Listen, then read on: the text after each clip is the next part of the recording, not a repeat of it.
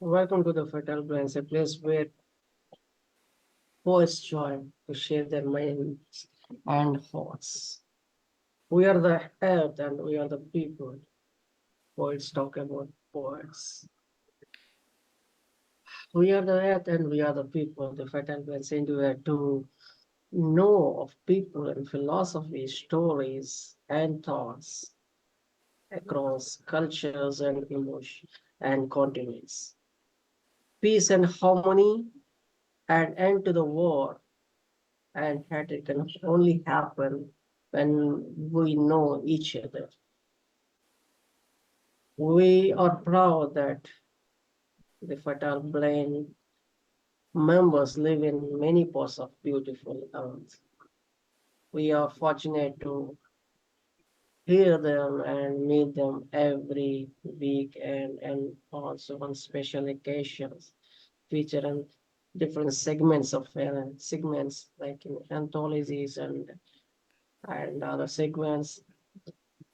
They had the opportunity of participating and listening to and in about Indian festivals, mythology, legends, songs, languages, philosophy and thoughts, culture and ethics through our poets. Poets speak of poets.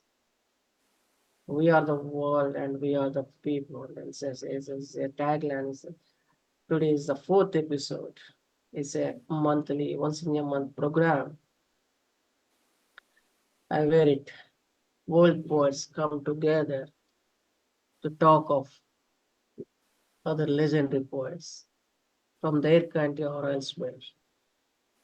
The basic purpose of this program is to bring the world closer and erase all borders through literature. It is our pleasure and honor to invite you to be among the four participants. I had the honor of having four participants today in the fourth episode. I got Landon Carrier, I got Manatita Hutchison, Michael Anthony Ingram, Aklima Ankhi, Robert William. This program is supposed to be moderated along with me by Dr.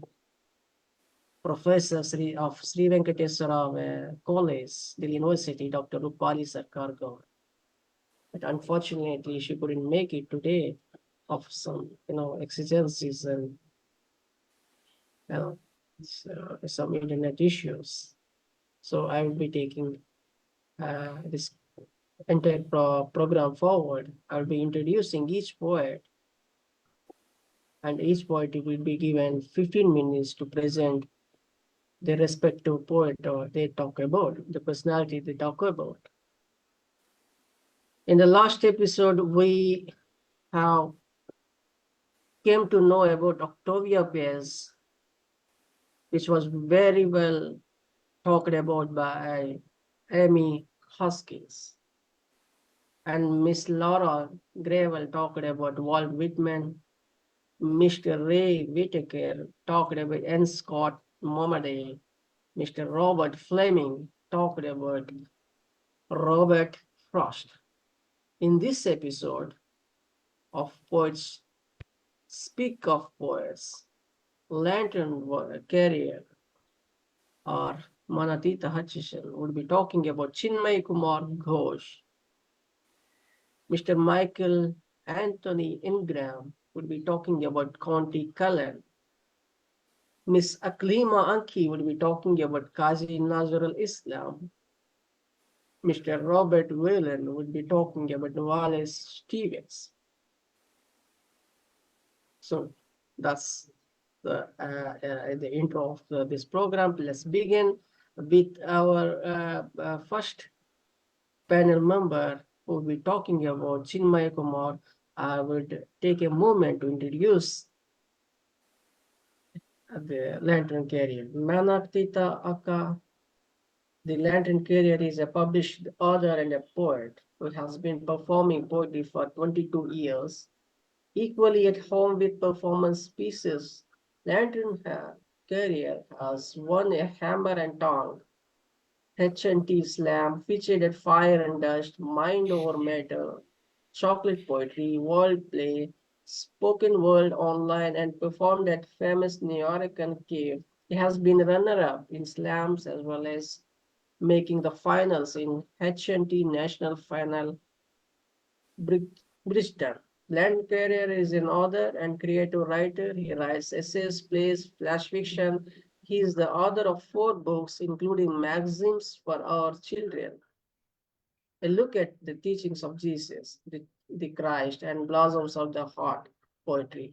Landon Carrier is a poet who tries to serve to bring light, to elevate, to enlighten the understanding. He endeavors to reach the heart, to bring wisdom to his speeches, and is a specialist in the nature, imagery, music, light, color, and dance in their kaleidoscope of different forms. Such a beautiful intro of Lantern Carrot, who will be talking about Chinmoy Kumar. Over to Lantern Carrot. It's such an honor having you to speak about Chinmoy Kumar. Thank you.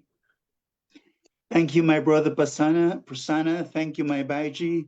Acknowledging Dr. Rupali and acknowledging my poet friends here in this Zoom room and known internationally to the vast poetical community.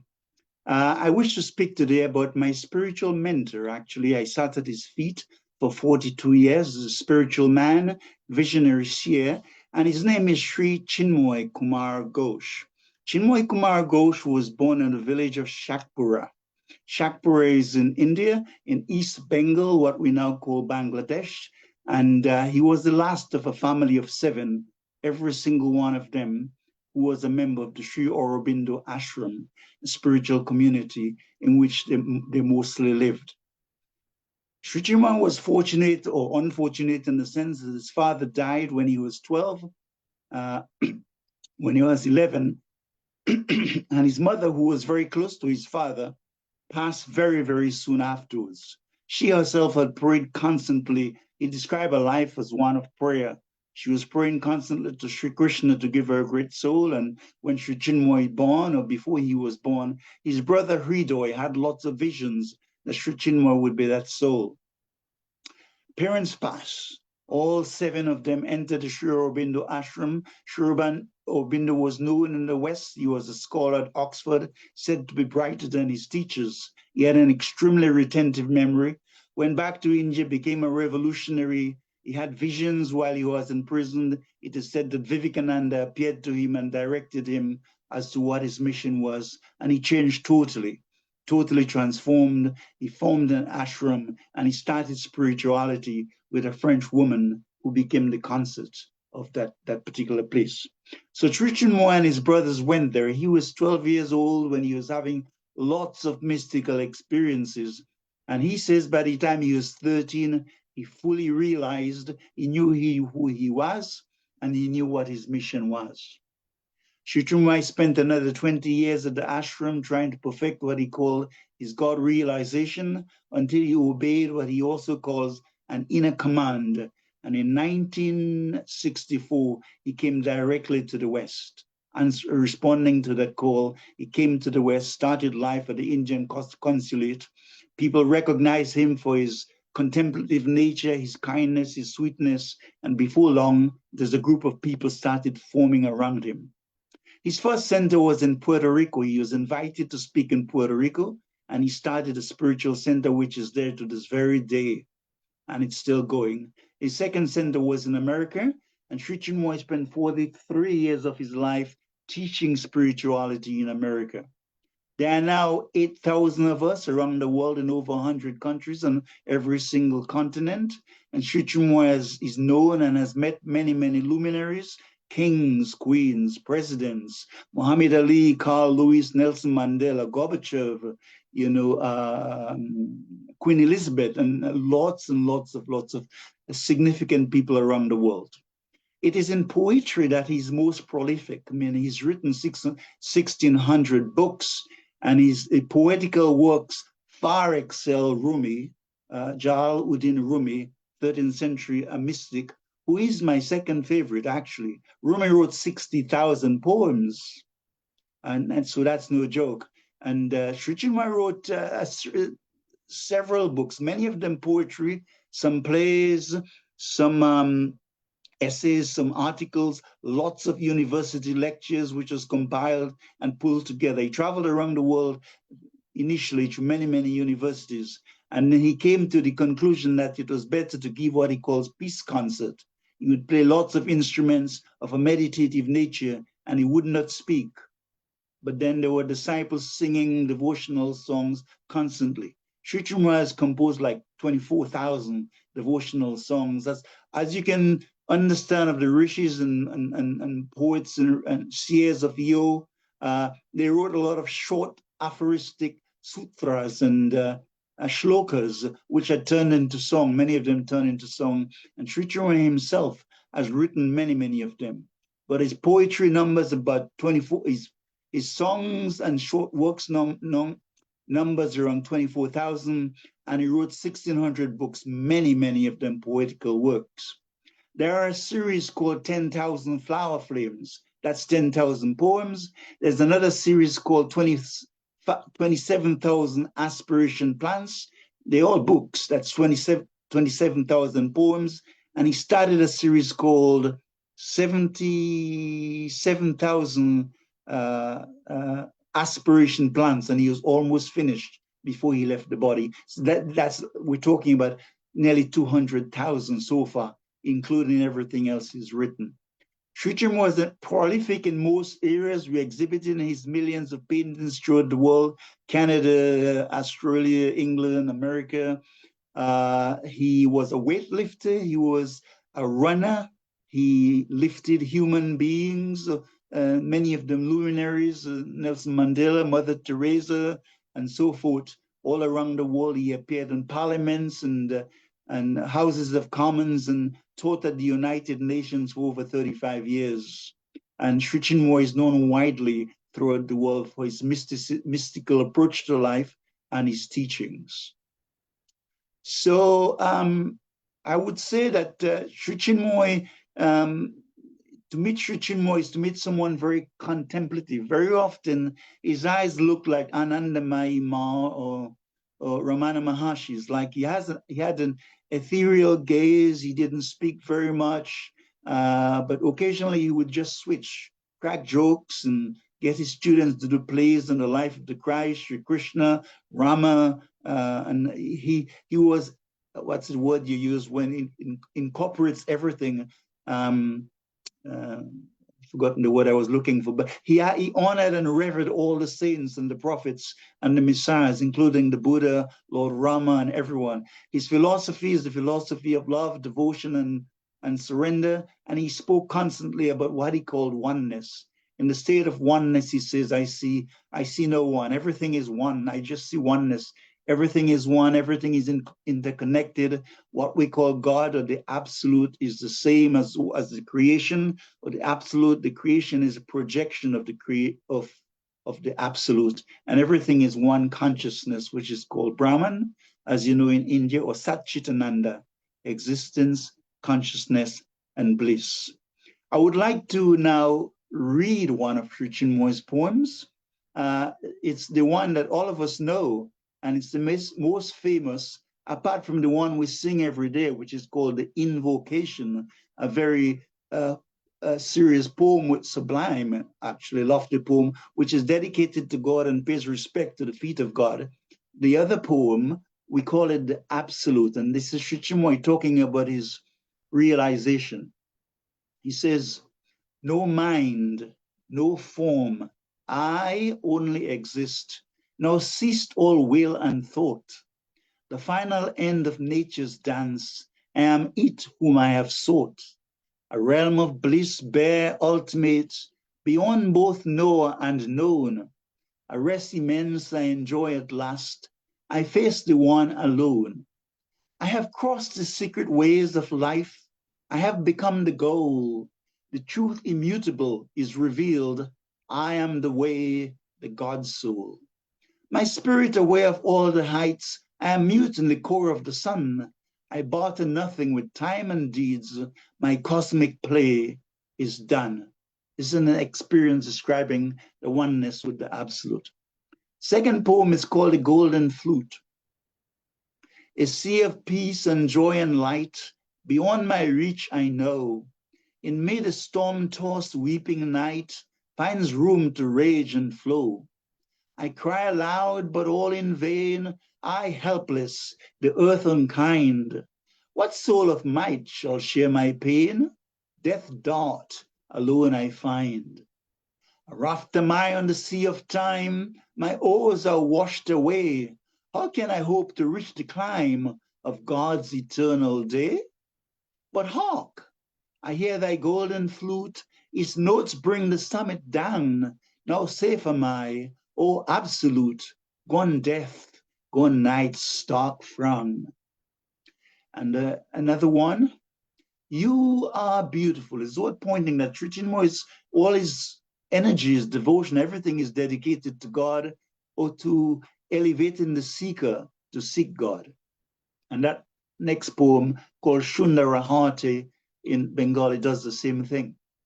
You are beautiful, more beautiful, most beautiful. Beauty unparalleled in the Garden of Eden.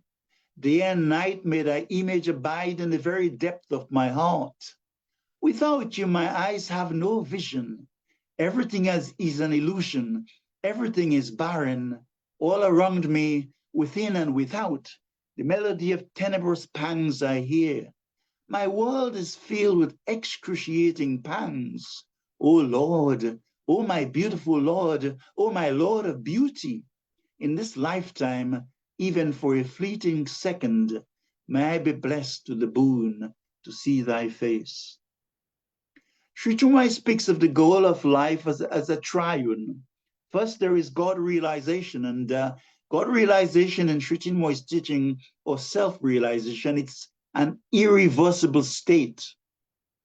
But in Christianity, I've always thought of God as static. In Sri Chinmoy's philosophy, there's no such thing as a static God. There's a spiritual evolution, and creation is movement, constant movement. What Sri Chinmoy calls self-transcendence. And the goal of life is to go beyond, beyond, beyond, into the ever-transcendent beyond. And Brahmananda of Sri Ramakrishna said the same thing. There is no kind of end to experience in the true sense, because one can always go beyond. You can always do more. You can always go further than you did. Today is your goal, tomorrow is your starting point, and the day after you go even further. So that thread of self-transcendence runs very, very constantly in Sri Chinmoy's teaching, and is very sacred to a path. The third thing which is sacred to a path, and I call it total and unconditional surrender to the will of the Supreme. To Sri Chinmoy, this is the highest goal. There's come a point where you're at that point with God where you begin to say, may thy will be done in and through me, or let thy will be done. You offer yourself up or as a vessel to the divine, and the divine uses you in its own way to serve his manifestation or his divine purpose here on earth. Now, Guruji wrote many short strokes, aphoristic sayings, and I'll just read a couple for you and sing them. They're two-liners, they're very short. God has infinite children, but the name of his fondest child is peace. God has infinite children, but the name of his fondest child is peace. God has infinite children, but the name of his fondest child is peace. The second one says, against the power of the inner joy, the loudest drum is nothing but a tiny toy. Against the power of the inner joy, the loudest drum is nothing but a tiny toy. Against the power of the inner joy, the loudest drum is nothing but a tiny toy. Couple more short one. A peaceful world is an immediate and utter and absolute necessity. The highest quest of man is his self-conquest and nothing else. And I shall finish on the final one.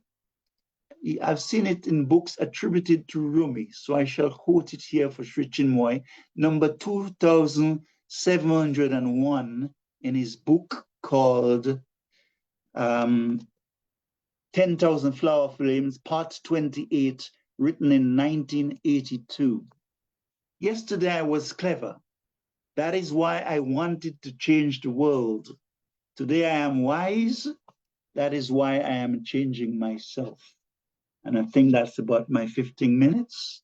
In terms of Sri Chinmoy says that, I'm just thinking in terms of how we affect the world. Sri Chinmoy says you and I affect the world by the vibrations that we offer the world. So if you offer good energy, one person to the other person to the other person, eventually we come to inspire human beings and to elevate mankind.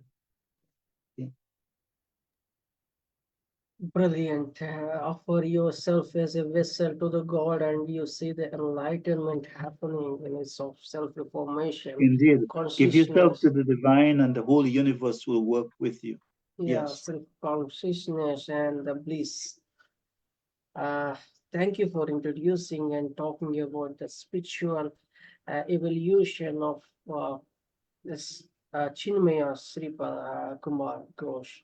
In your voice, Latin career, if anyone wants to say, Robert or Michael or Aklima, I could just not give your feedback, or otherwise we could just move on.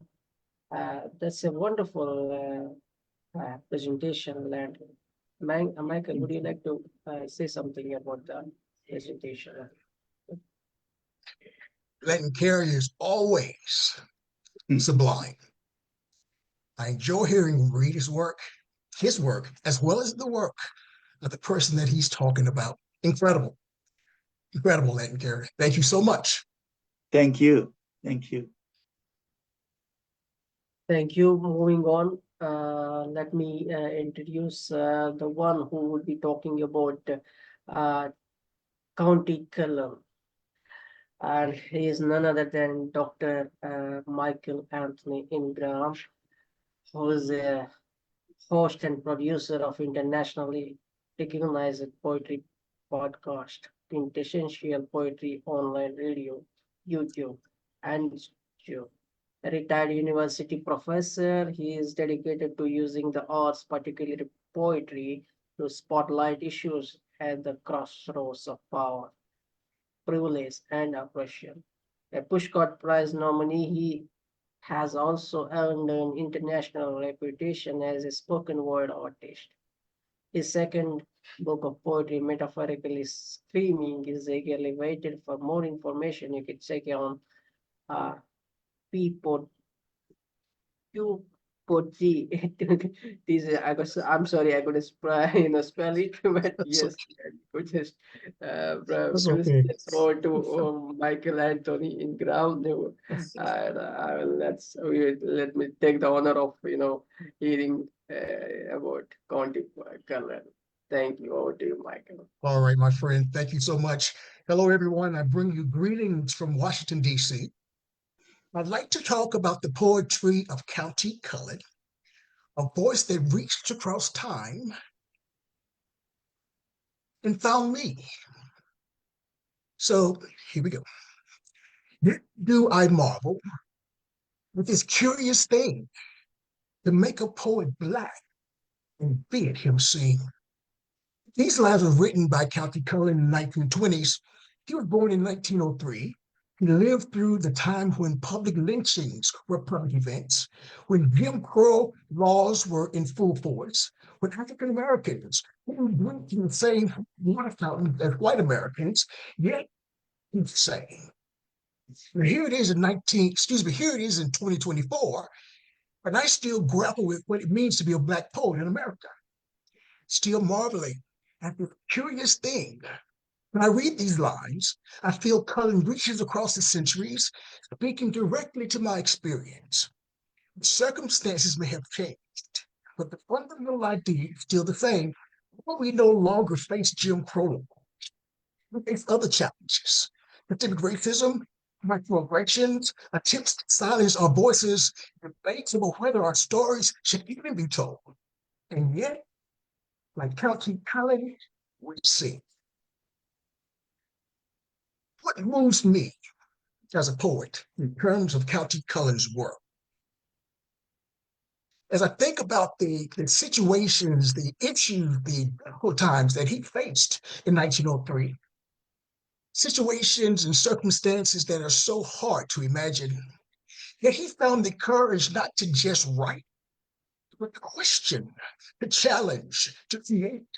When I feel the weight of the world on my shoulders, when I wonder what it means to be a Black poet in 2024, I think of Cullen. If he could sing then, how can I not sing now? Now, again, period of time which he wrote, the Harlem Renaissance. And the Harlem Renaissance took place here in the United States, of course. It wasn't just an artistic movement, it was an assertion of Black humanity and genius. It was a time when Jim Crow laws were forcing Black Americans to live in the shadows. Harlem became a place where Black Americans dared to step into the light and sing.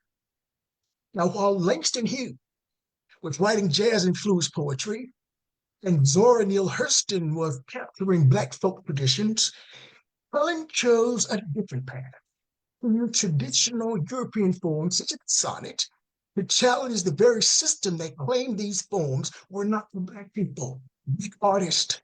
Today in 2024, we're still claiming artistic spaces, still insisting on our right to tell our stories, even as some try to ban books about our experiences and dismiss the diverse voices that we bring to the table. Yet I do marvel. So I'd like to share that poem because this, when I first heard it, really resonated with my spirit. I doubt not God is good, well-meaning, kind. And did he stoop to quibble to tell why? The little bird mole continues blind. One flesh that mirrors him must someday die. Make plain the reasons tortures Tantalus, it's baited by the fickle fruit to declare. If merely root caprice dooms Sisyphus, the struggle up a never-ending stair. Inscrutable his ways are, and immune. The catechisms by mind too strewn, petty cares to slightly understand what awful brain compel his awful hand, yet I do marvel at this curious thing to make a poet black and bid him sing. Now, That particular poem, they took a lot of artistic courage to write in terms of his masterpiece, Yet I Do Marvel. I call it a masterpiece because not only due to the technical perfection as the sonnet, but also because of the profound humanity in the piece. In those 14 lines, Cullen captures the entire complexity of being Black and being an artist. The question we ask God, the weight we carry, the determination to create despite everything.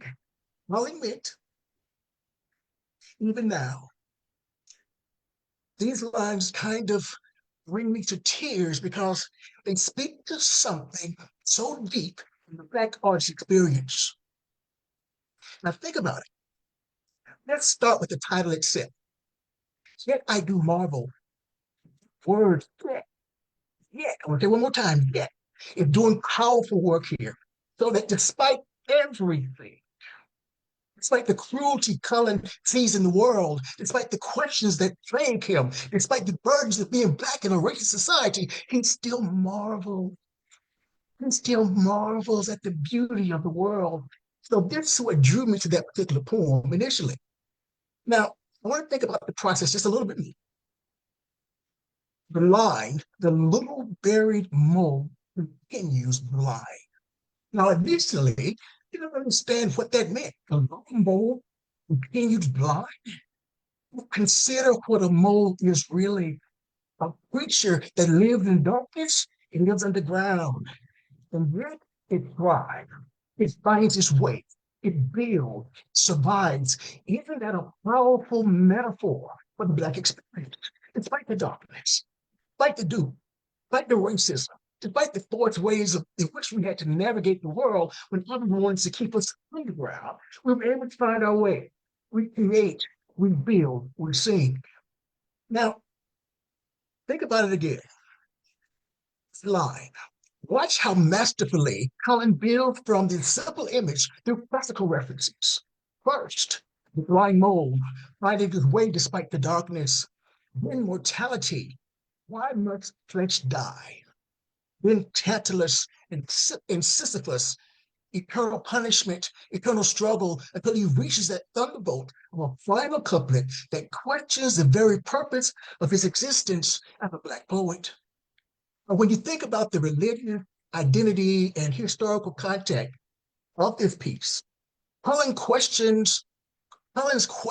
of God takes on a very deep meaning when we attempt to understand how religion was used against Black people. Colonizers twisted the biblical stories of Noah, cursing his grandson Canaan through Ham to justify slavery. And yet here Cullen, through his work, dares to ask the question in this perfect sonnet, why should I still sing when all that is around me? When people want to take things from me. So I spent a lot of time as I prepared this presentation thinking about biblical references to Ham and Canaan and Noah. And I'm going to pull them together. Right. So when you think about Ham and his son, trying to understand what scripture means in terms of it being twisted to justify such cruelty as slavery, this gives profound weight to what I see in the poem Heritage, which is his next piece, one where he is attempting to wrestle with faith and identity. But before we move into Heritage, which is his signature piece, I'd like to talk about another examination that I did in terms of his work with the poem titled Incident. Now, from the philosophical questioning of Yet I Do Marvel, let's turn to the stark simplicity of Incident. Here, Cullen shows how a single moment of racism can overshadow everything else. Everything else. And I'd like to share this piece. Countee Cullen or Eric Walden. Once, riding in old Baltimore, head filled with glee, and saw a Baltimorean. Now, I was 8 and very small, and he was no whit bigger. And so I smiled, but he poked out his tongue and called me nigger. Saw the whole of Baltimore. from May until December, all the things that happened there, all that I remember.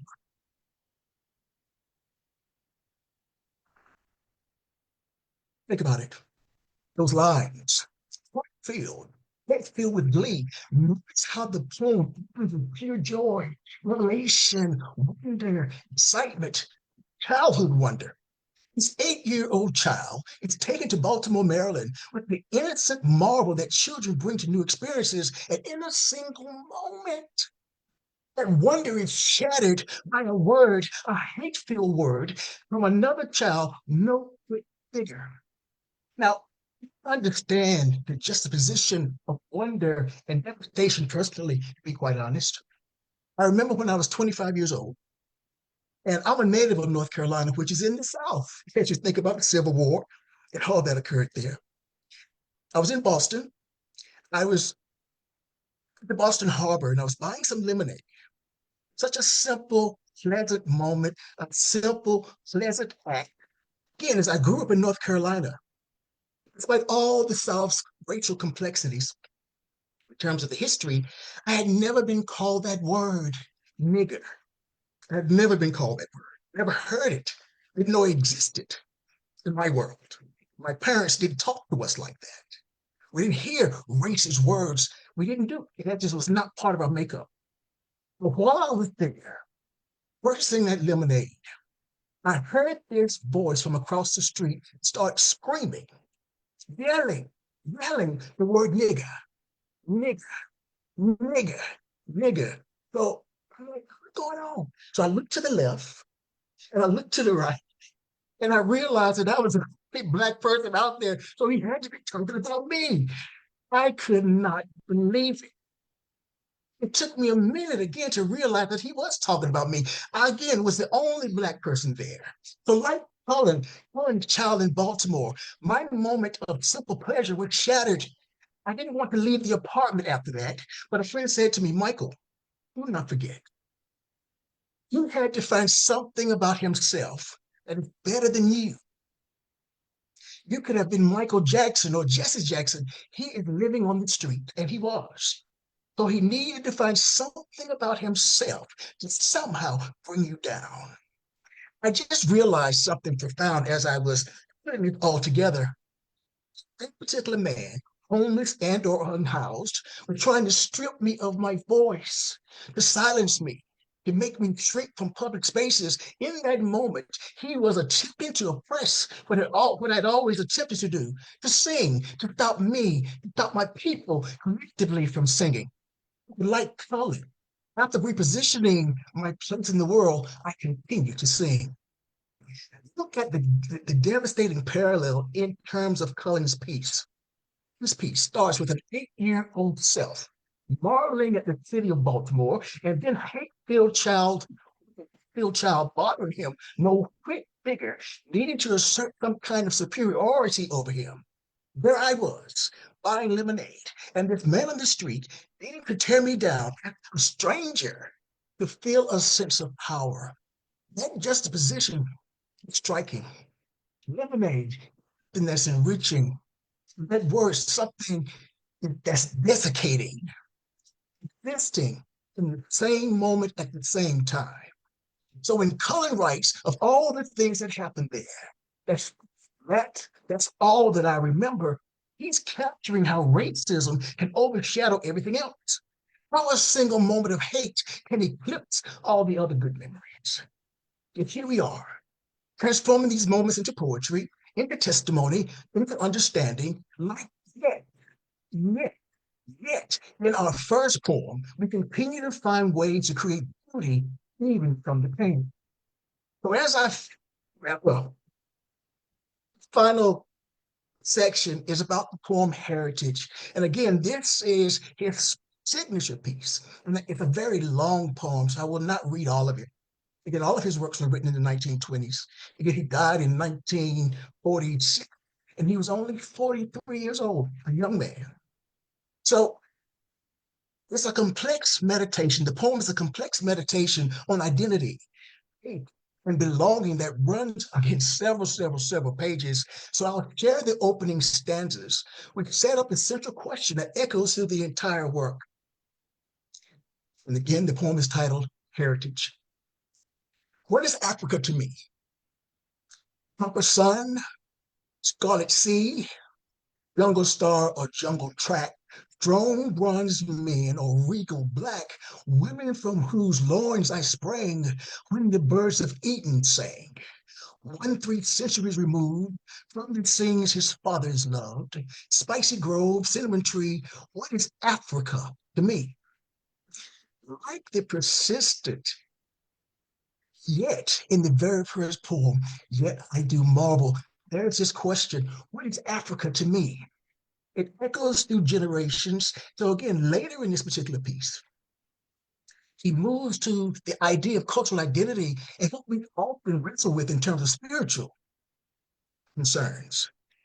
Ever at thy glowing altar, must my heart grow sick and falter, wishing he I'd served were black. And the poem's most powerful conclusion speaks of the exhausting work of being black in America. All day long and all night through, only thing must I do is quench my pride and cool my blood, lest I perish in the flood. Not yet has my heart or head in relief they realize that they and I are civilized. I want to capitalize on the word civilized. Often, people assume that we're not civilized. Again, that we're jungle. How can we be civilized? So again, those closing lines offer both a burden as well as resistance. So like that man in the incident poem that called me the N-word, he tried to silence me at the harbor. And like that child in the incident poem, while he was in Baltimore, society wanted to quench, not even so much quench, didn't want to quench it. It wanted to destroy his desire for pride, to feel fulfilled.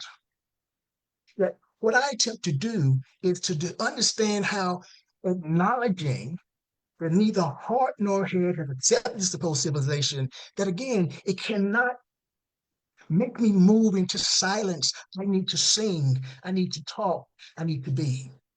So, from Countee, Cullen, Baltimore, to my Boston Harbor experience, being an 8-year-old child, this young man, I recognized that despite what people may say, and I think Cullen truly brings this out, that despite what people may say about us, we're still determined, educated, and intelligent.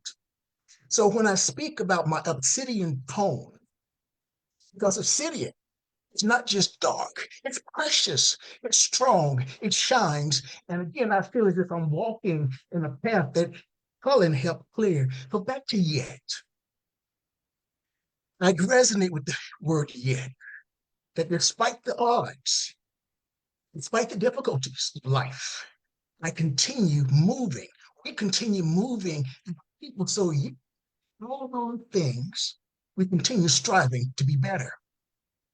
So what I'd like to say in closing is that as poets, we don't just marvel at being made poets and be able to sing. We marvel at how beautiful, powerful, persistently strong we've kept singing through these generations, through segregation, through civil rights battle, yet through today's continued struggles, we sing, yet have our heart, our souls accepted the limitations others would place in us. Yet I do marvel, yet I do create, yet I do sing. Thank you. That was tremendously eloquent description and analytical highlighted of County Cullen, discrimination and need of questioning one how The racial discrimination is what one will bear with, and it is very difficult to come out and one how we experience how it turns out to be, or what a contribution, or what a the more that healing. Landon wants to say something about your presentation. I was going to say it is very necessary. This story of one step at a time. It's always quite meaningful. October is, I recognize it's just finished, but it's Black History Month in the UK. America is February. So the whole of October, we were being invited to many, many things. And more local authorities are looking at this question of bigotry and segregation, discrimination, racism, whatever you want to call it. And there are a lot of activities to promote a better understanding among Blacks and whites. And it spills over into poetry, but there are workshops and there are dances and there are research and there are talks and newsletters, and local councils are taking it on board every year a little bigger than it was before. So things are being done slowly to bridge the gap between Black and white and to create this mutual feeling of harmony and understanding and cooperation between, Well, you're quite optimistic.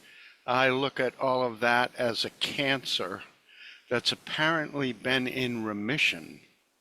And if you look at the circumstances in the US now, 50% of the people have never left the Civil War. They're trying to bring back a prejudice, and it's white supremacy essentially. And what I see, Bob, is a lot of Americans, and you're right, are deeply concerned, and people talk about a split and a great divide, but from a spiritual standpoint, awareness is movement. If it's this awareness that is being generated, it would take life forward, whether it's 10 years, 20 years. You have to, the thing has to suddenly be seen before you can change it. The potter has to hold the clay before he molds it in a beautiful vase. So it's not that everything is rosy. I wasn't saying, I was saying step by step. I mean, Abraham Lincoln talked about something called emancipation, right? But it wasn't, Blacks say it's not emancipation in a true sense, but some recognize that it's a step because that allows you certain freedom. So Joanna Truth fought for adult suffrage. And then now we're voting, aren't we? There's a time we couldn't vote. We go into a lot of restaurants we couldn't go to. We go into a lot of schools we couldn't go to. So yes, there's a lot of work to be done. I acknowledge it. You're saying that the white is divided too. Is that what you're saying? What I'm saying is that you're optimistic, and I can't believe the number of people that don't believe anything like that. And you're talking about awareness, but that same number of people do not want to be aware. Even the word that you used, emancipation, I could use more colorful language, but where does it come from that somebody says, I'll emancipate you? Well, that's another argument. The Blacks don't actually say, well, they believe that they have the innate freedom. You see, is the Black Americans talk in terms of their own innate freedom, and they don't a lot of things they do not accept. But the way we see life, spirituality is a constant growth. And sometimes we move in what Chinmoy called a spiral. Like you seem to be going backwards, but you're only going to the side before you start again. Life is evolution. You have a lot of Americans who've contributed greatly. Emily Dickinson, Whitman, the guy that said who kept slaves, what's his name? Jefferson, Lincoln. Bob, you've had tremendously great Americans. If you look for the positive, you see America is full of dynamism and light. If you look for it, you will see it. I do believe that we should take this conversation a little further another time. I want to hear what Aklima has to say, please. Exactly. Thank you. And yes, are we civilized and can we be civilized? That is, the question that we could be left with to further it discussion in a further segment. But let us thank Michael Anthony Ingram that You know has about the Battle of currently Kurukshetra, don't talking you? about County Cullen, and let us welcome. I wonder if he was. I wonder if he was in Boston during the busing crisis, but we'll talk about that later. Yeah. Okay, let us welcome Aklima Ankhi, who would be talking about Kazi Nazrul Islam. Let me take a moment to introduce her. Aklima is a poet, storyteller, and a translator from Bangladesh, and she is living in Cox's Bazar. That's what she mentioned. She is a postgraduate in English literature. She's a lecturer in English. Her poems published in national and international newspapers, magazines, and as well as many global anthologies. Her poems have been translated into different languages around the world. She has published a book named Gupta Tour. Yeah, I'm sorry about that. In Bangla language. She received many certificates and honors from different literary organizations for her outstanding literary works. And today she would be highlighting and talking about Kazi Nazrul Islam. Over to you. Such an honor having you. Wait a minute.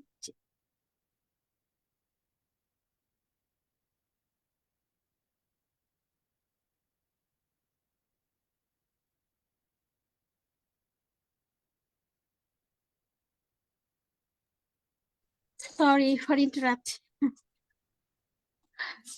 Good evening. I'm so much pleased and honored that I'm here, that I am sharing and listening such an wonderful, excellent event here that I don't express my feelings that. Now I am introducing my poem, Kazi Nazrul Islam. Kazi Nazrul Islam is a poet, not only poet to us, but also a holy man. I think that. And side by side, he is a poet, a short story writer, essayist, novelist, playwright, journalist, editor, translator, songwriter, composer, singer, actor, soldier, activist. So many. I think that he is a versatile writer in our country. He is born in 24 May 1899, Churulia, Burdwan, West Bengal now in India. Died 29 August 1976, aged 77 in Dhaka, Bangladesh. It's a long history. Though he has died, so we can judge him that how much contribution he has done for our society. And personally, me, I think that Kazi Nazrul Islam is a mostly, we know, poet and songwriter, though he has many groups of writing, or every maybe essayist, novelist, playwright, but in poems and writings, we are so much affected there, these poems. Nazrul writings themes is always for the people, our well-being, freedom, justice, love, romanticism, secularism, communism, some like these wonderful things he always try to inscribe in his poetry and songs. You will be so much astonished that after 100 years later, we are also bearing his writing theme, and because our society, we have to see the society. It's not our country is developing country. We know that, and there are so many obstacle here, and we are also facing so many obstacles here. And where we will get inspiration? I think that this kind of men, great-hearted men, who has given us the inspiration to go ahead and connect the world with them, because he always stand against the blindness of everything. He tries to educate our people from any kind of superstition, blindness in his through his poetry, songs, and writings. Though he will be astonished here that he was born in a poor family. He also not educated, academic educated much, but he is a self-educated person. Then if we go back in history, that it was the period of beginning of the 20th century. He was born, and this time we have got a legendary poet, and in Bengali literature, Rabindranath Tagore. I think that you know well him, because he is the first Nobel laureate in India. So this time we have got many great-hearted men, and Kazi Nazrul Islam is one of them. Kazi Nazrul Islam has written not art for art's sake. He always tries to convince that art is only not for art. We have responsibility to revive the society, the people who are fighting with hunger and some kind of obstacles. So we have to give the light, not only education, but only the everything of life. We have to mend our people, our society. So we have got a vast, colorful variation of his writing. In every sector of writing, he has contributed, enlighten us. And after his death, I think that we are so much lucky that we have got in our country like this person, and we are also inspiring day by day. You will be that 5 August, this 2024, a student protest has occurred in our country, and our government also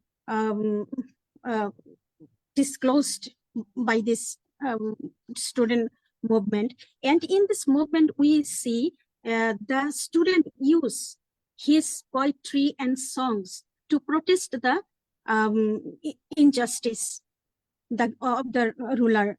So we find that in our present life, he also working with us with his poems, with his songs, with his essays. We got the inspiration from this. So if I say about his song, because I have not got much translated into English poetry or songs, because in our country, I think that our Bengali literature is neglected in translation into English. So this kind of literature don't explode in the whole world. I think that we can present even. So gradually we are trying to do something about this great legendary poet to introduce the in front of the world. In this poem, I want to say one poem, The Rebel. He is the poet of, we called him rebel poet. Why we called him rebel poet? Because he has a man of fighter in his life. Through his life, he is proved that he is a fighter. He also inspired not only in art, but also inspired his daily life through this basis. The poem Rebel, Bidrohi. Yes, sorry, I have to use the Bangla word also because if we want to express the real interest of the Bangla literature, then I will use some Bangla words side by side. I think So you can even read the entire script in Bangla, so that's you could have the flavor. So you could yes, this Bidrohi, I want to, is a long poem, 139 lines. I will recite only few lines of them. At first in Bangla, and then I will try to be in English. Bidrohi, bolo bir, bolo unnoto momoshir. শির নেহারি আমারি নত শির ওই শিখর হিমাদ্রির বলবীর বল মহাবিশ্বের মহাকাশে ফারি চন্দ্র সূর্য গ্রহ তারা ছাড়ি ভুলক দোলক গোলক ভেদিয়া খোদার আসন আরশ ছেদিয়া উঠিয়াছি চির বিস্ময় আমি বিশ্ববিধাত্রীর মম ললাটে রুদ্র ভগবানের জলে রাজ রাজ টিকা দীপ্ত জয়শ্রীর বলবীর আমি চির উন্নত মম শির. So these few lines, I think that you will not understand what he try to say. I read here, translated by Kabir Chaudhuri, renowned translator in our country. He has translated this poem. I also read these few lines. The rebel, say valiant, say high is my head, looking at my head, is cast down the great Himalayan peak. Say valiant, say ripping apart the wide sky of the universe, leaving behind the moon, the sun, the planet and the stars, piercing the earth and heavens, pushing through Almighty's sacred seat. Have I risen? I, the perennial owner of Mother Earth, the angry God shines on my forehead like some royal victories,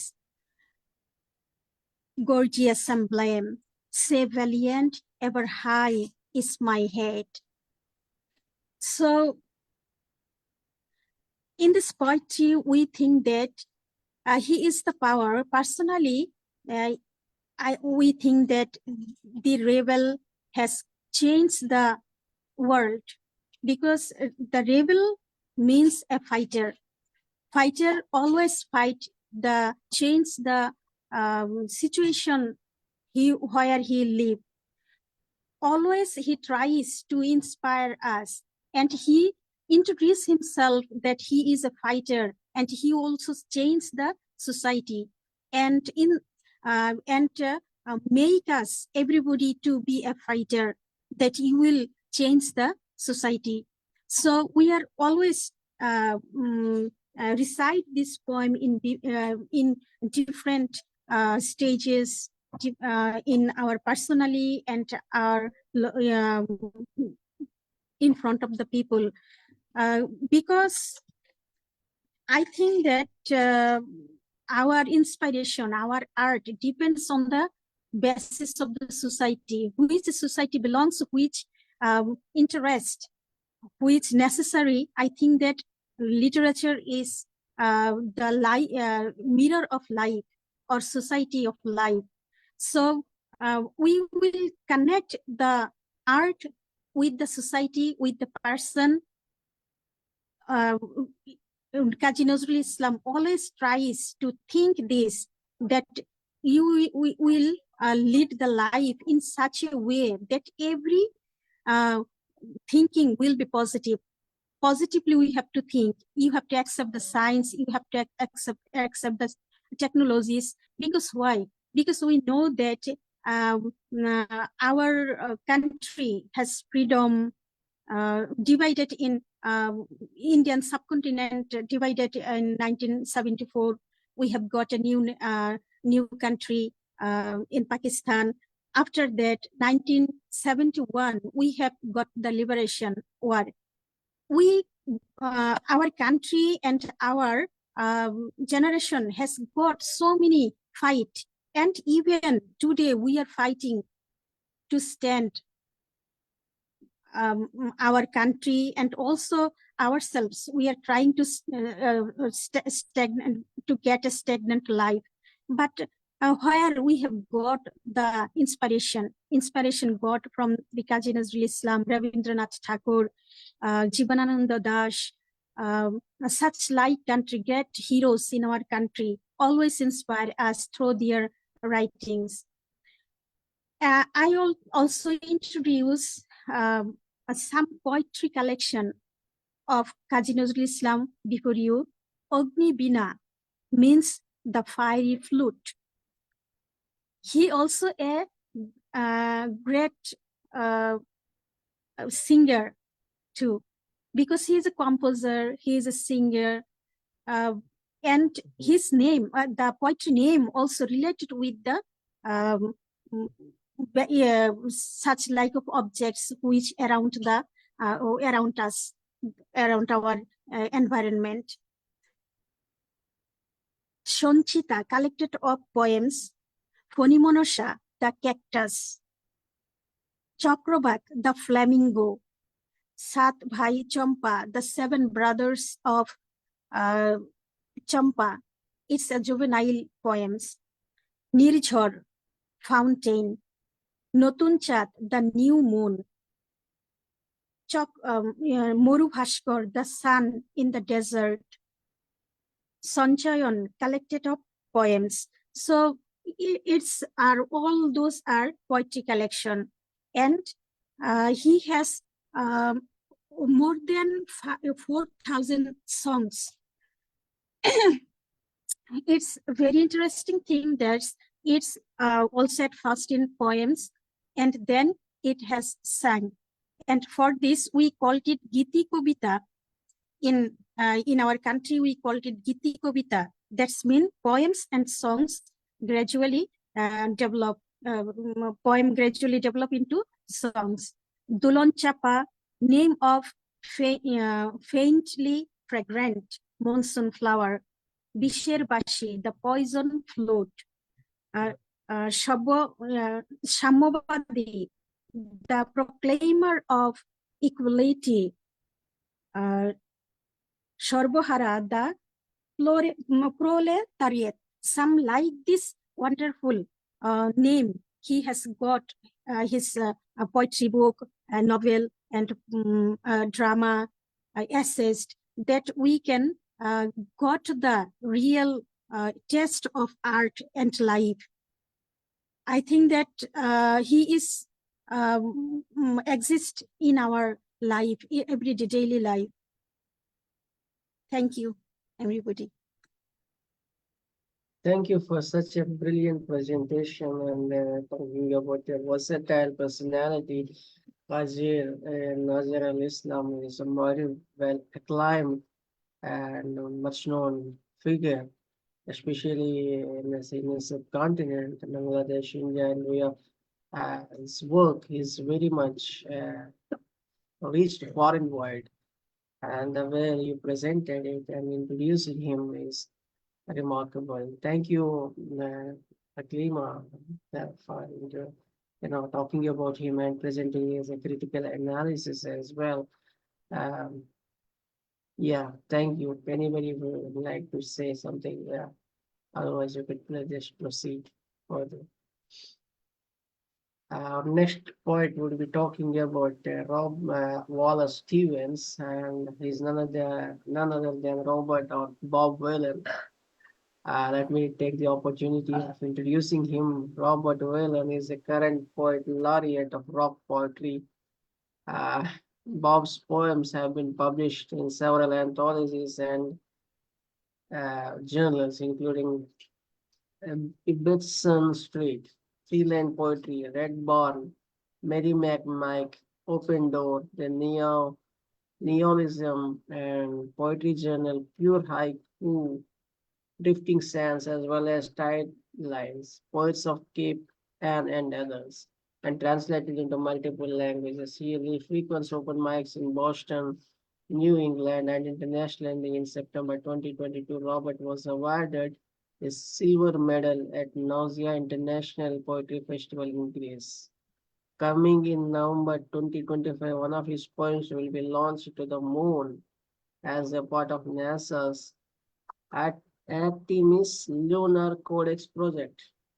Bob founded and presents the annual Rock Poetry International Poetry Festival. He is a professor of behavior science and philosophy. I welcome Robert and Bob Whelan to talk about Wallace Stevens. Over to you. Thank you. Um, it's interesting. I didn't necessarily think of activism or spirituality in terms of my pick. I went to college in 1966. I'm a geezer, and so my choice is based on what academically was studied at that time. I just want you to know I have been doing a Master of Fine Arts, and the program that I joined, I did so because they were the only ones that had a reputation for diversity and contemporary poetry. Despite that, Stevens actually has things to say about that, but not directly. Stevens was very interested in what was going on in the poet's mind. And something that was very important to me is he wrote a series of essays, and I think it was 1949, called Necessary Angels, in which he talked about the fact that society seemed to be on a downward spiral that was a sense of spirituality and aesthetics. We were descending from it, and people weren't going to use religion in the same way that they once did, and there would likely be a void. He felt it needed to be filled with necessary angels. And for him, the necessary angels were the arts. And it was important for a poet to recognize their position in the larger society and what they would talk about and what they would bring into consciousness. Ironically, he was bringing consciousness into consciousness. The school that he is a member of, so to speak, started in the early 1900s with Ezra Pound and has actually moved through, to this day, through the beats to Robert Bly, who recently passed. They were affected by painting, by the Impressionists, and how they were rendering their sense of reality. And so they were all writing with impressions. If you look at the evolution of poetry in the West, when you start with ancient poetry, you have epics and they rhyme. And the reason why they rhyme is it's a mnemonic device. If you lose your place, what's the next line? And you have the cue in the line before it. As time goes on, form appears to be important. And so poetry is written in form and rhyme. And you have sonnets and villanelles and so forth. As we move into the 20th century, we're loosening up and we're looking at the freedom of consciousness, and we escape the line in a form, and you get into free verse. As it's printed on the page and people become more aware of what it looks like in space, you start to see poets using line breaks and spaces between words and lines in a much different way. Stevens was a forerunner of that, especially the impressionistic school of thought. He was born in 1879, which is ancient. When I think 1879, I think post-Civil War in the United States. He lived up through the late 50s and moved through and informed the Beat generation. So I'm not necessarily needing to know a poet's life in order to understand their work. I believe that the work should stand on its own, that it really, in a sense, should be unnecessary to know the backstory of the poet, because the poet is standing in for every man in those situations. So in light of that, I'll just give you a brief synopsis. As I said, he was raised in Pennsylvania, born in the late 1800s, educated at Harvard, but his family ran out of money and he dropped out. And then he turned practical and he followed his father's advice and became an attorney. And then an astounding kind of irony is he was a poet who worked for an insurance company and did financial law, something one would think is the antithesis of the poetic voice. He made his money, he got comfortable, and with that, he exploded as a poet. And for someone who started deciding to come out of the shadows very late in life, it turns out he's a good role model for me. So here's something, one of his poems that may in fact be a discussion about what he sees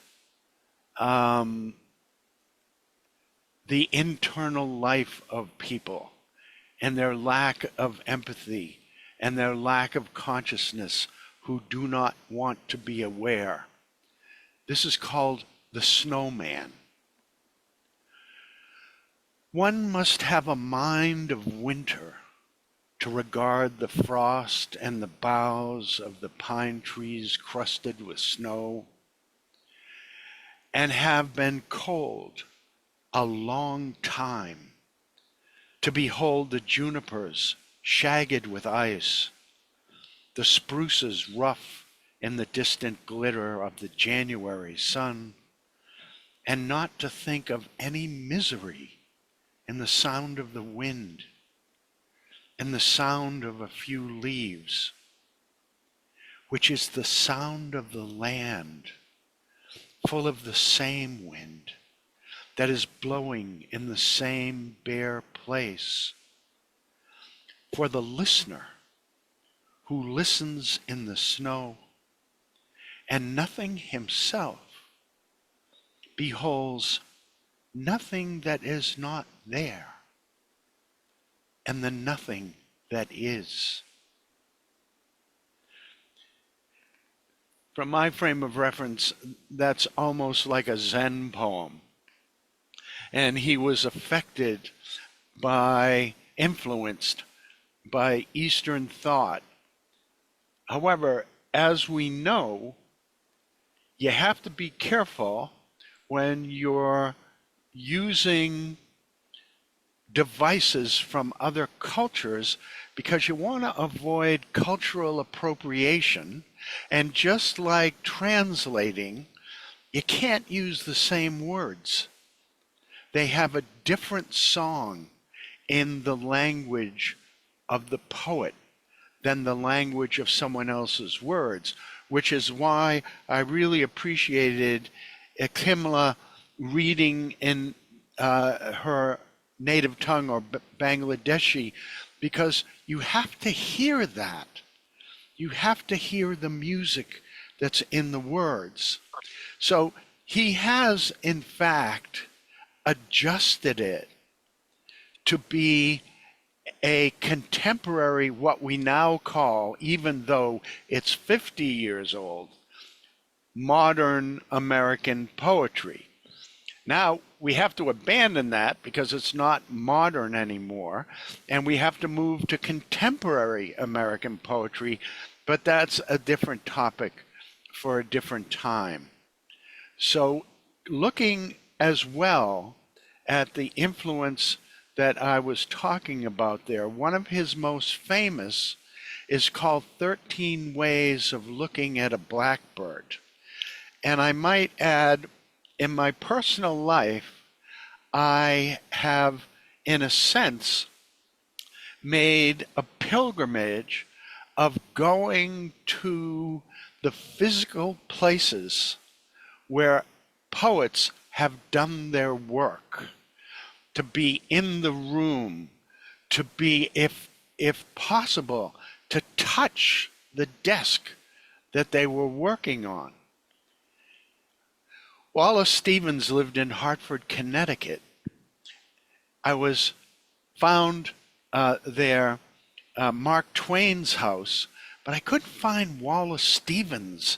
And I looked up, and it turns out it is a humble home in a middle-class neighborhood, which I found but could only park out front. And I didn't want to stay there long because it was overgrown.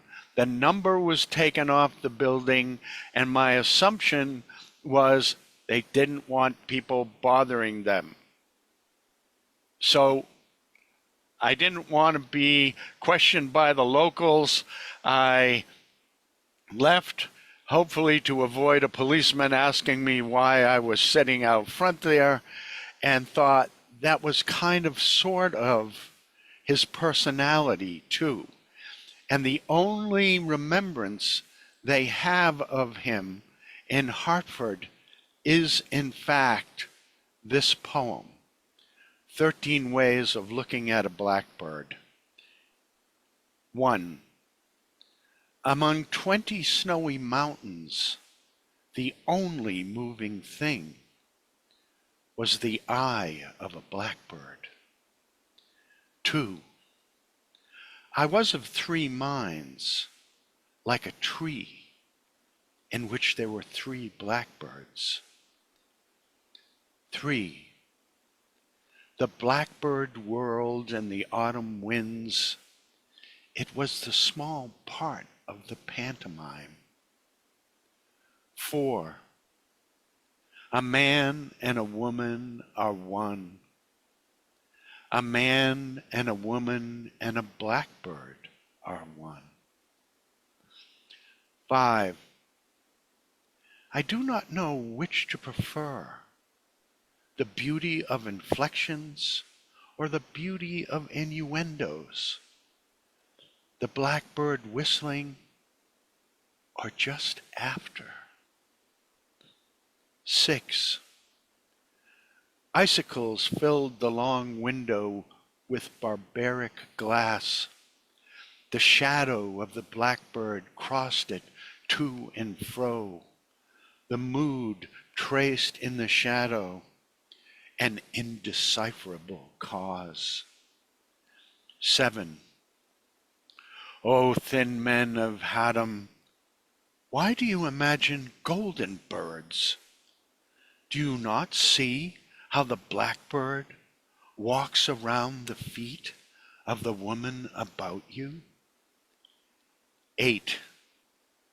I know noble accents and lucid, inescapable rhythms, but I know too that the blackbird is involved in what I know. 9. When the blackbird flew out of sight, it marked the edge of one of many circles. 10. At the sight of blackbirds flying in a green light, even the bawds of euphony would cry out sharply. 11. He rode over Connecticut in a glass coach. Once a fear pierced him. In that he mistook the shadow of his equipage for blackbirds. 12. The river is moving. The blackbird must be flying. 13. It was evening all afternoon.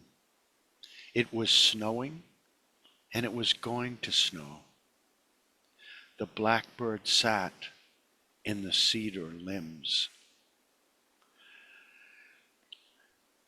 From my point of view, and I certainly believe that I'm not alone in this, the blackbird is inspiration. And he felt that a poet's job was not just to be socially enlightening from the point of view of the necessary angel, but it was to bring vocabulary into the language and to understand the richness of that language. That's when he talks about euphony.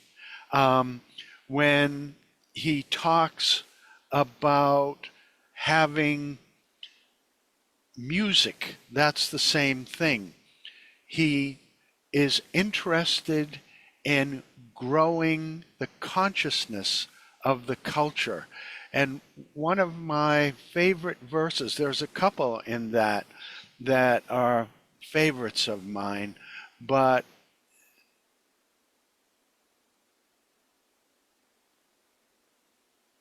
here we go. I do not which to prefer, the beauty of inflections or the beauty of innuendos, the blackbird whistling or just after. Music is the space between the notes. Poetry has music. The innuendos are the stories of those before us who invented the words. And they have a meaning that is fixed with the language. And we've changed it because language is alive. And the inflections of the words themselves. I will close with a last poem of his called Metaphors of a Magnifico. And a magnifico is someone who believes they're an important person. And a metaphor, it comes from the ancient Greek, meaning after or beyond. It's used as a prefix in English, meaning more comprehensive or transcending. It is combined with the Greek word phero, which means to carry. Hence, a metaphor is an understanding of the before, and it carries it after into a beyond. And so this is, how shall I say, esoteric. Metaphors of a Magnifico. 20 men crossing a bridge into a village are 20 men crossing 20 bridges into 20 villages, or one man crossing a single bridge into a village. This is an old song that will not declare itself. 20 men crossing a bridge into a village, or 20 men crossing a bridge into a village. This will not declare itself, yet is certain as meaning. The boots of the men clump on the boards of the bridge. The first white wall of the village rises through fruit trees. Of what was it I was thinking? So the meaning escapes. The first white wall of the village, the fruit trees. He wrote that poem after World War I, and the details of the language for me are astounding. When he starts to talk about the men crossing over the bridge, the clumping, the boots, the language he chooses is Germanic. It's Northern European. And it has those harsh consonants. He's talking also about the consciousness of men, the consciousness of society, and how there are multi-dimensions in everything, even as simple as walking over a bridge. 20 is an interesting number. It's the number of people in an army, a platoon of an army. And it also has to do with sight, because we say 20/20 vision. And so he's talking about these men clumping over a bridge in a march, and they would have to break formation, because if a group marches over a bridge in exactly the same time, the vibration breaks the bridge. So they have to change and become somewhat syncopated in order to make this work. And they're going from fruit trees, the Garden of Eden, to the walls of a city, into civilization, the white walls of a city. Now we have walls. We had a garden. Now we have walls. And as he's contemplating all of this, he goes, wait, what was I thinking about? His thought wanders. And what does it anchor on? Like the blackbird, something very natural. The fruit trees rising, and the wall of the village rising. So, to me, he has an enormous amount to say. When we were talking before, part of our discussion wandered, and appropriately so, because I think it's a poet's job to understand social justice and societal topics. I started Rockport Open Mic because my observation was that a specific individual is not the problem. The problem is the thinking and the group of the individuals, and they will push forward someone who represents that thinking. And after the election in 2016, I found myself getting physically ill. And I thought, well, oh man, this is weird. I've felt this before. When have I felt this? And when I thought back, it was when I was 16 and saw President Kennedy get shot. It came out of nowhere. And it was so unexpected, and it took dreaming out. It suddenly killed it. Given what I've told you, I lived through the 60s, and as they say, if you can remember them, you weren't there. But I do remember the hope and what we believed could become. And I got to tell you, right now is absolutely nowhere I thought we would be. I then thought, oh man, I have to be socially active. I have to do what I did then. And then I thought, I'm an old man with a heart condition. That's going to kill me. And that's going to make me no good to anyone. And then I thought, well, how do we starve this? How do we starve this idea? And I thought of Wallace and Necessary Angels, and I thought, speaking up, speaking out, and speaking of beauty, and speaking of truth, those are the things that will not allow hate to exist. You have to make people feel. I think it was Maya Angelou who said, poetry makes people feel so they know how to think. And that to me is the key. And Wallace Stevens helped me make one that I'm trying to use to unlock the only foul words come to mind. Unlock the, see, a poet is without words because of how upsetting the situation is to me. So at any rate, you get the idea. I appreciate your time. I appreciate your attention,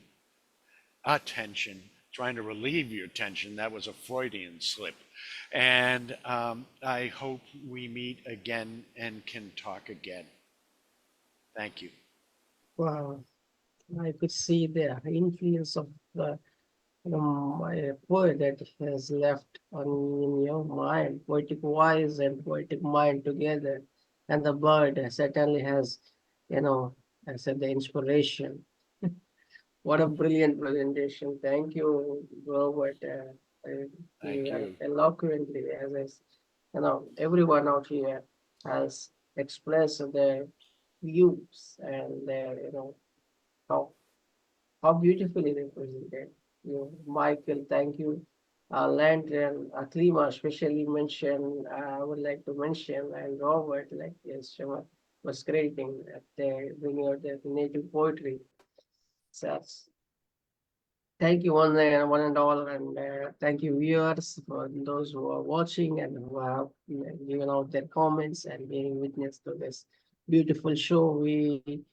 Please stay tuned for the next session of the poets speak about poets. Until then, thank you.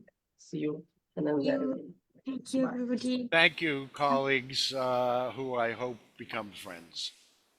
Bye. Of Bye. course.